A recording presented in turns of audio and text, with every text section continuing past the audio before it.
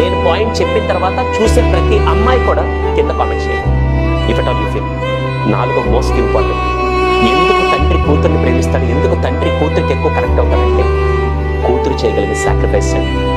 కూతురు చేయగలిగే సాక్రిఫైసెస్ ఎంతమంది మీరు అదేంటమ్మా నా అన్నయ్య ఏమో సాయంత్రం దాకా బాగా తిరిగి వస్తాడు, బయటికి పంపిస్తాడు, నన్నేం పంపించరు అని చెప్పి చాలా మంది ఆడపిల్లలు ఫీల్ అవుతూ ఉంటారు.